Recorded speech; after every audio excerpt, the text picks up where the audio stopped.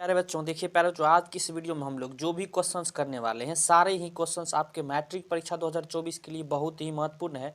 तो इस वीडियो को पूरा अंत तक जरूर देखिएगा और वीडियो अच्छा लगे तो एक लाइक कर देना है और साथ ही साथ इस चैनल को भी सब्सक्राइब कर लीजिए ताकि इस तरह का महत्वपूर्ण वीडियो जब भी मैं डालूं सबसे पहले आप तक आसानी से पहुंच सके। तो चलिए इस वीडियो को शुरू करते हैं। देखिए प्यारे बच्चों, सबसे पहला प्रश्न क्या है, प्रश्न को पढ़िए। कह रहा मगम्मा मिठाई किसके लिए ले जा रही थी। मगम्मा मिठाई किसके लिए ले जा रही थी प्यारे बच्चों, तो याद कर लीजिए इसका सही आंसर पोता के लिए ले जा रही थी, यानी ऑप्शन ए यहाँ क्या हो गया, बिल्कुल सही होगा। चलिए चलते अगले प्रश्न की ओर। प्रश्न 2 को पढ़िए प्यारे बच्चों, क्या कह रहा है। प्रश्न 2 कह रहा है ढहते विश्वास कहानी में किस राज्य को बाढ़ एवं सूखा से प्रभावित दिखाया गया है। याद कर लीजिए प्यारे बच्चों, इसका सही आंसर हो जाएगा उड़ीसा के, यानी ऑप्शन ए यहाँ बिल्कुल सही है। चलिए चलते अगले प्रश्न की ओर। प्रश्न 3 को पढ़िए, क्या कह रहा है। कह रहा है पहले दिन पापपाती को क्या हुआ था। पहले दिन पापपाती को क्या हुआ था प्यारे बच्चों, याद कर लीजिए बुखार हुआ था, यानी ऑप्शन सी बिल्कुल सही है। चलिए चलते अगले प्रश्न की ओर।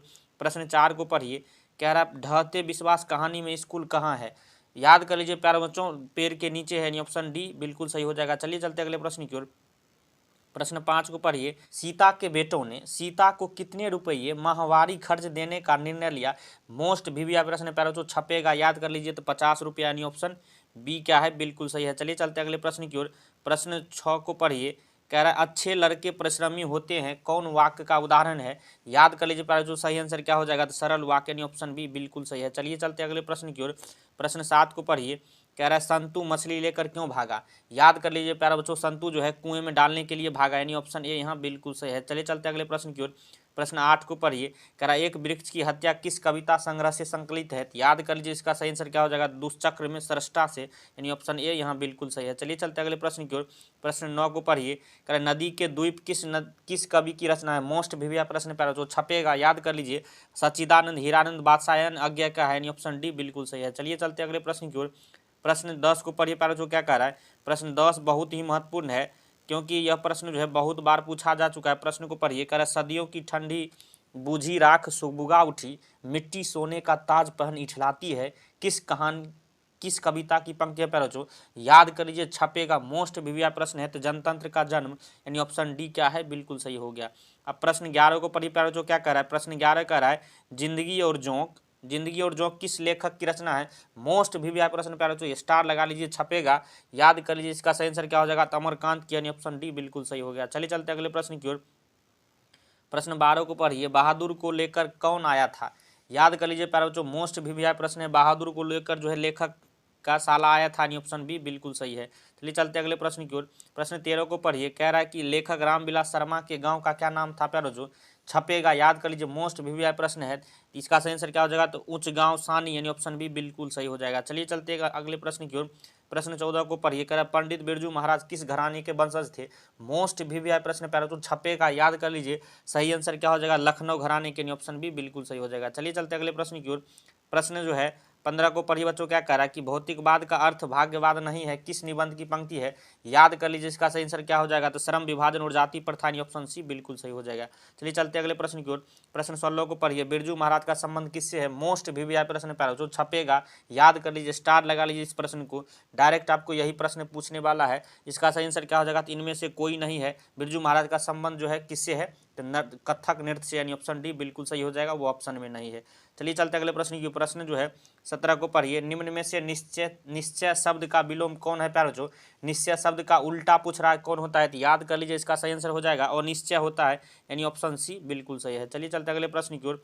प्रश्न 18 को पढ़िए, वास्तविक शब्द में कौन प्रत्यय है प्यारे बच्चों। वास्तविक शब्द में कौन प्रत्यय है, तो याद कर लीजिए इक है, यानी ऑप्शन डी बिल्कुल सही हो जाएगा। चलिए चलते अगले प्रश्न की ओर।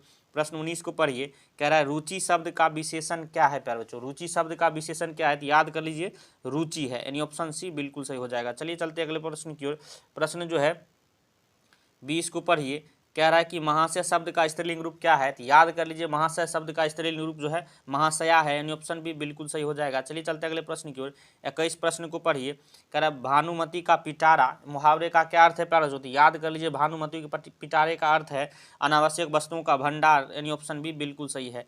चलिए चलते अगले प्रश्न की ओर। प्रश्न 22 को पढ़िए, कह रहा अज्ञान शब्द कौन समास है प्यारे बच्चों। याद कर लीजिए अज्ञान शब्द जो है आपको नय समास है, यानी ऑप्शन सी बिल्कुल सही हो जाएगा। चलिए चलते अगले प्रश्न की ओर। प्रश्न 23 को पढ़िए, कह रहा है निम्न में भाववाचक संज्ञा कौन है प्यारे बच्चों? तो याद कर लीजिए भाववाचक संज्ञा जो है बुढ़ापा है, यानी ऑप्शन ए यहाँ बिल्कुल सही हो जाएगा। चलिए चलते अगले प्रश्न की ओर।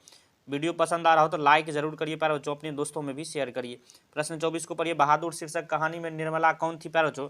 बहादुर शीर्षक कहानी में निर्मला जो है लेखक की पत्नी थी, यानी ऑप्शन बी बिल्कुल सही हो जाएगा। चलिए चलते अगले प्रश्न की ओर। प्रश्न 25 को पढ़िए। आशा दीवार किस कवि की रचना है प्यारे बच्चों? कर लीजिए मोस्ट वीवीआई प्रश्न है, छपने वाला है, याद कर लीजिए रसखान के, यानी ऑप्शन ए यहाँ बिल्कुल सही हो जाएगा। चलिए चलते अगले प्रश्न की ओर। 25 हो गया, 26 प्रश्न को पढ़िए। किनके जन्म दिवस को अहिंसा दिवस के रूप में मनाया जाता है? मोस्ट वीवीआई प्रश्न प्यारे बच्चों, स्टार लगा लीजिए, छपेगा। इसका सही आंसर क्या हो जाएगा प्यारे बच्चों? इसका सही आंसर हो जाएगा महात्मा गांधी के जो है जन्म दिवस को जो अहिंसा दिवस के रूप में मनाया जाता है, यानी ऑप्शन ए यहाँ बिल्कुल सही हो जाएगा। प्रश्न 27 को पढ़िए। गुरु नानक पंजाबी के अलावा और किस भाषा में जो है कविताएं लिखे हैं प्यारे बच्चों? तो याद कर लीजिए इसका सही आंसर क्या हो जाएगा? तो मराठी में, यानी ऑप्शन सी बिल्कुल सही हो जाएगा। चलिए चलते अगले प्रश्न की ओर।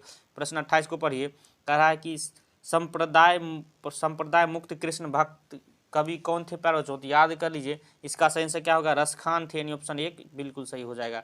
प्रश्न 29 को पढ़िए। कह रहा रसखान का रचना काल क्या था प्यारे बच्चों?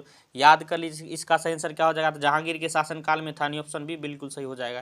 चलिए चलते अगले प्रश्न की। प्रश्न 30 को पढ़िए प्यारे बच्चों, क्या कह रहा है? प्रश्न 30 कह रहा है, प्रश्न 30 बहुत ही महत्वपूर्ण है। प्रश्न को पढ़िए प्यारे बच्चों, कह रहा है कि वियोग में सच्चा प्रेमी जो वेदना सहता है उसे चित्त में जो विभिन्न तरंगे उठती है का चित्रण किसने किया प्यारे बच्चों? याद कर लीजिए इसका सही आंसर हो जाएगा घरानंद ने किया था, यानी ऑप्शन ए यहाँ बिल्कुल सही है। देखिए प्यारे बच्चों आज की इस वीडियो में हमने जो है हिंदी के 30 बहुत ही महत्वपूर्ण ऑब्जेक्टिव प्रश्न इस वीडियो में किए हैं, जो कि आपके मैट्रिक परीक्षा 2024 के लिए बहुत ही महत्वपूर्ण है। अगर वीडियो पसंद आया हो तो लाइक करिए और चैनल पर नए हैं तो सब्सक्राइब कर लीजिए, क्योंकि इस तरह का महत्वपूर्ण वीडियो आपको हमेशा मिलता रहेगा। वीडियो देखने के लिए धन्यवाद। मिलते हैं नेक्स्ट वीडियो में, तब तक के लिए जय हिंद, जय भारत।